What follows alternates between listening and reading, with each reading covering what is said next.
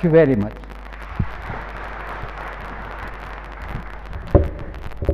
Thank you, sir, for expressing your views. India is preparing for a general election within a striking of distance away, and the stage is all set for gigantic fight between the BJP's declared Prime Minister candidate Shri Narendra Modi ji and the rest of the other political parties. While Modi's critics would want to believe that Gujarat CM is not popular outside Gujarat, the fact remains different from this. While Modi is not only popular all over the country, but also is considered as the only hope. The only question that arises in one's mind is it Narendra Modi all the way? We joined here to find the answer for this question. May I now request Dr. SubramanianSwamy to present his view on present political situation and the relevance of Modi's leadership. Shri Raghavendra Rao ji, Shri Chakravarti Chetty ji, members of this audience here from the distinguished citizens of Mangalore. I am very pleased to be here on the platform of the Namo Brigade to speak about the current political situation and the relevance of Narendra Modi. There is no challenge to Narendra Modi today. The Congress party doesn't know who to feel.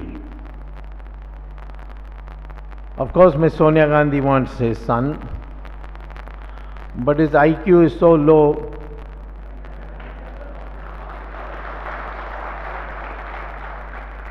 that I've given him the nickname of Buddhu.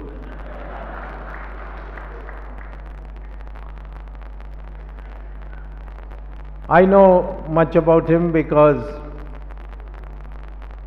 his father was a good friend of mine, Rajiv Gandhi. We politically worked together in the 80s. The Chandrasekhar government, of which I was a minister, was formed with his support. And Rajiv Gandhi, Rahul Gandhi was a great despair. And he was wondering how he will meet his future. Unfortunately, in the moments of crisis, you will not see Rahul Gandhi in the country.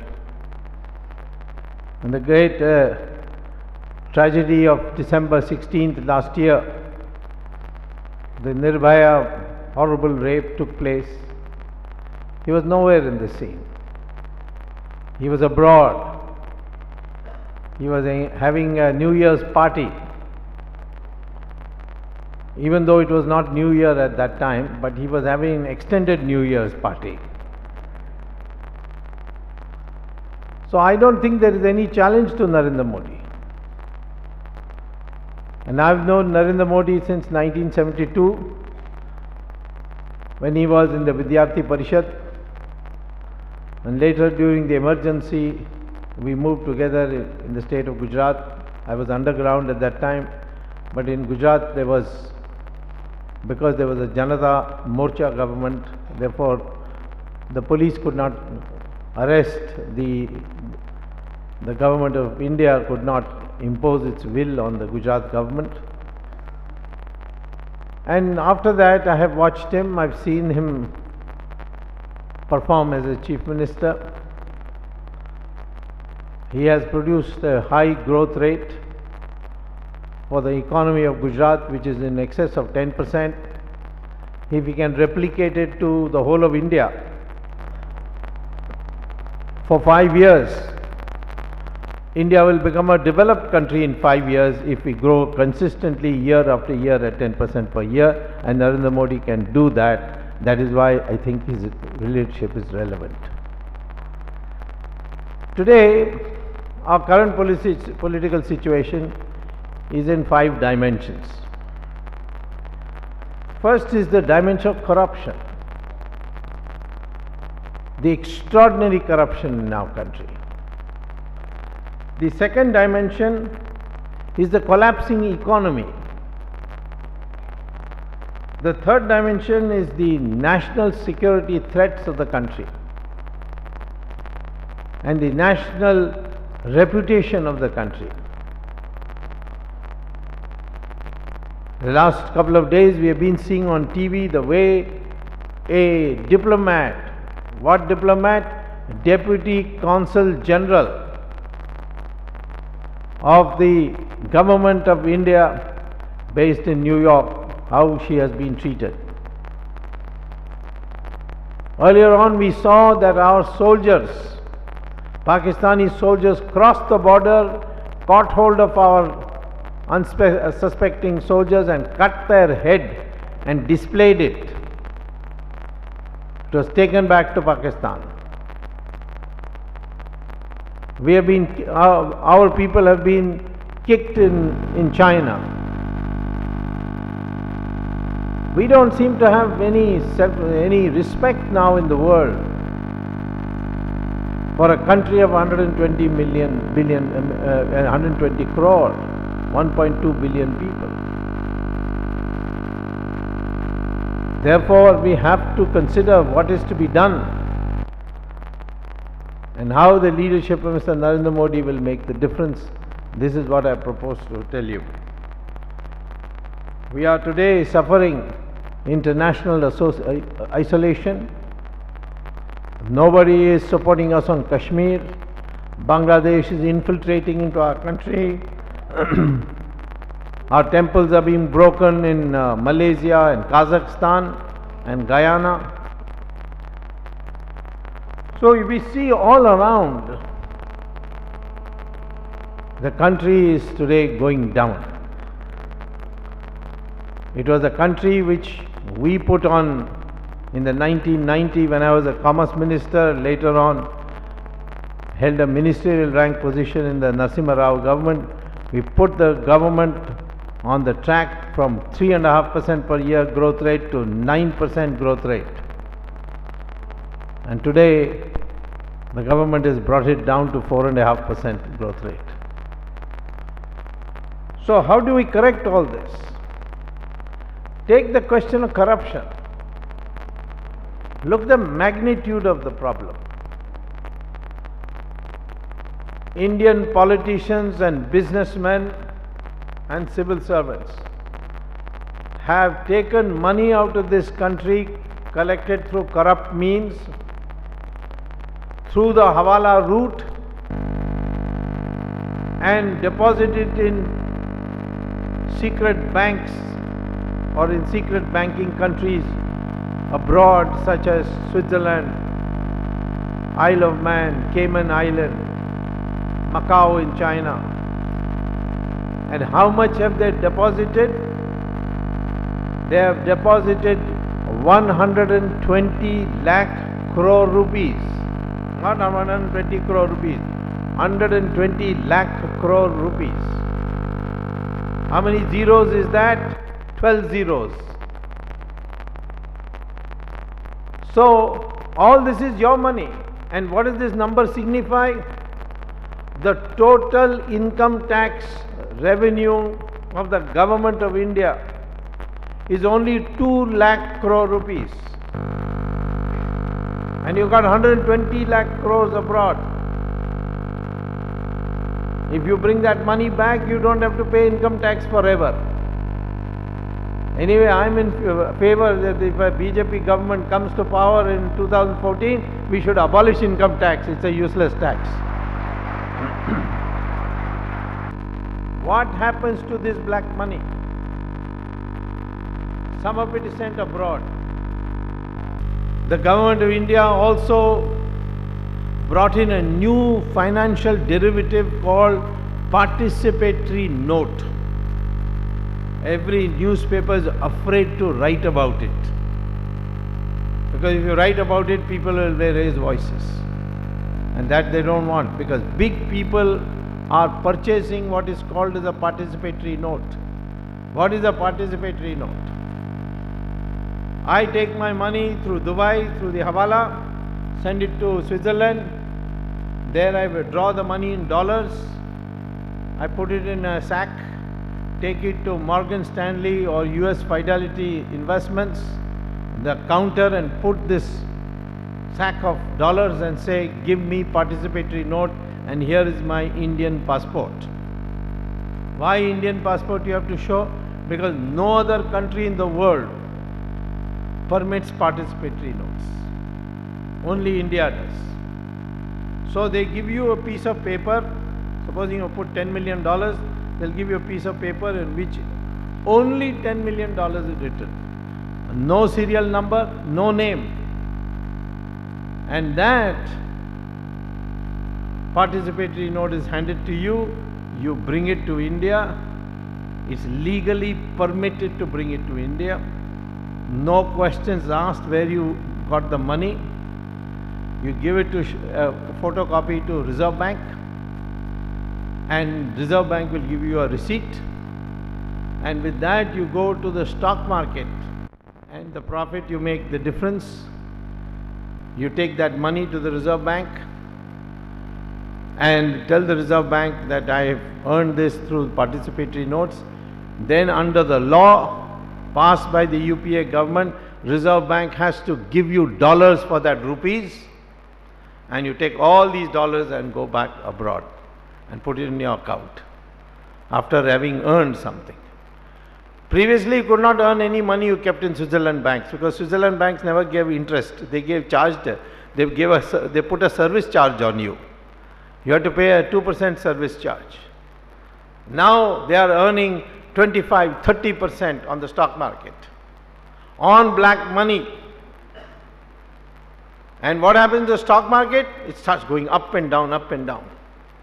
Why doesn't the SEBI, Security Exchange Bureau of India, created to ask questions about where the money comes for your stock purchase? If you buy stocks, they will ask you, where do you get your money from? But Mr. Chidambaram as Finance Minister has exempted participatory notes from such questioning. No questions asked. There was only one problem, and that was that when you made this profit on the stock market, you had to pay capital gains tax of 30%. So this Chidambaram, who's a lawyer and a crook, dangerous combination, he passed a law which said that if any Malaysian company, any Mauritius company makes an investment, then because Mauritius is a poor country of overseas Indians taken by the British as indentured labor, so no capital gains tax for any Malaysian company, Mauritius company investing in India. No capital gains tax. So what you do is you take your money through the participatory note, go to Mauritius, invest $1, just $1, you can create a company in Mauritius. And through that Mauritius company you invest in the stock market, no capital gains tax for you. Even the 30% which you had to pay, Government of India will not get. And that's why everybody is now opening a branch office in Mauritius. In 2G spectrum scam, I found that all the companies who are accused, they had an office address in Mauritius. So I was shocked. I compared these addresses and I found the addresses are also the same. Then I found the building also is the same. I even found the room number to be the same. I sent somebody to check and they said the room number has no furniture, just a lock outside the door. Shell office. And using that they get the tax advantage. So therefore, your stock market has gone out of control today. It's no more the middle class's dream to invest in the stock market. Because of this black money, which has now been facilitated to come back through participatory notes. Mauritius today is the largest investor in India. You see the table of foreign investment in India by countries. It is not USA is not number one. It is Mauritius. How can a country which has only gambling casinos and beaches, how can it become the largest investor of foreign investment? It is not their money. It's our money coming back, making a profit and going back again. Similarly today, why are the agricultural prices going up and down, up and down? It's again because of corruption. This money that people do not send abroad but keep it here, because the UPA government made a new law that you can engage in forward trading for agricultural commodities. Not allowed by any country in the world. United States does not have forward trading in agricultural products. So what does forward trading mean? You go and tell the farmer in the wholesale market, I will give you this price, which will be a price which will be little higher than the wholesale price. And they have cash. Farmers want cash. They don't like checks. So with this black money cash, they take the agricultural production, put it in cold storage, create an artificial shortage. Prices shoot up, then they take it out from the shortage. They take it out from their cold storage and the prices come down. If you see the agricultural prices of the last 2 years, all up and down, up and down, up and down. There is no shortage of onions in the country. There is no shortage of vegetables. Any government which raids 2-3 cold storages, in panic everybody will bring out all these agricultural commodities and the prices will come down. Needs a tough leader like Narendra Modi. So, same thing, the rupee kept diving.